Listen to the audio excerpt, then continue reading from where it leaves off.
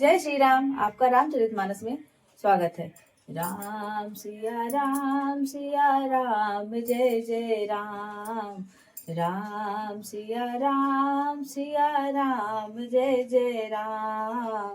राम सिया राम जय जय राम। सभय बिलो के लोग सब जान जान की भीरू।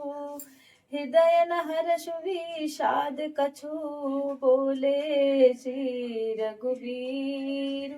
अर्थात जब सभा में धनुष यज्ञ की सभा में परशुराम जी धनुष के टूटने पर जब क्रोधित हो जाते हैं और वहां पर उपस्थित सभी राजा नर नारी और सीता सब डर जाते हैं, तब प्रभु श्री रामचंद्र जी लोगों को भयभीत देकर उनको ढाढ़स बताने के लिए यह जानकर और सीता जी को डरी हुई देखकर उनसे ना तो परशुराम जी से बोलते हैं, हृदय में ना तो उनके कोई हर्ष था और ना ही विषाद था। वह निडर होकर के परशुराम जी से कहते हैं, नाथ शंभु धनु भंज निहारा हुई है क्यों एक दास तुम्हारा।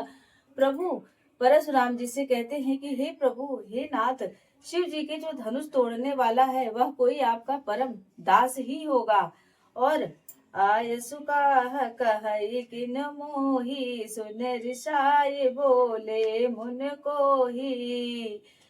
अगर आपकी आज्ञा क्या है, मुझसे क्यों नहीं कह देते। यह सुनकर क्रोधी मुनिवर अत्यधिक और ज्यादा क्रोधित हो जाते हैं और ऋषा कर बोलते हैं कि सेवक जो जो करे सेवकाई हरि करनी करी कर ये लड़ाई।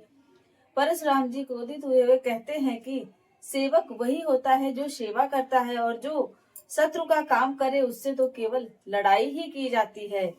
सुनऊ राम जय शिव धनु तोरा सहस बाहु सम सोरि पुमोरा। परशुराम जी श्री रामचंद्र जी से कहते हैं कि हे राम, जिसने शिव धनुष को तोड़ा है वह सहस्त्र बाहु बल के समान मेरा शत्रु है। सो बिल गाऊ बिहाई समाजा नाता मारे जई है सब राजा। परशुराम जी सबका हित चाहते हुए कहते हैं कि इस सभा में जिसने शिव धनुष को तोड़ा है वह खुद ही अलग होकर के खड़ा हो जाए, अन्यथा यहाँ पर जितने भी राजा या मनुष्य जितने भी यहाँ उपस्थित हैं वह सब मेरे द्वारा मारे जाएंगे। सुनि मुनि वचन लखन मुस्काने बोले परशुधरहि अपमाने। परशुराम जी की इस प्रकार के वचन सुनकर श्री लखन जी अंदर ही अंदर मुस्कुराते हैं और उनका परशुराम जी का अपमान करते हैं। बहुधनु ही तोरी लरिकाई कबहु न सिर सिकीन गोसाई। लक्ष्मण जी कहते हैं कि हे गोसाई, लड़कपन में हमने बहुत सारे धनुइयां तोड़ी है, किंतु आपने ऐसा क्रोध कभी भी नहीं दिखाया हम पर। यही धनु पर ममता के ही हेतु सुन ऋषि आई कहा भृग कुल के तू। इस धनुष पर आपकी इतनी ममता क्यों है, यह सुनकर भृग वंश की ध्वजा रूप परशुराम जी कुपित होकर के उनके ऊपर गुस्सा करने लगते हैं। धन्यवाद।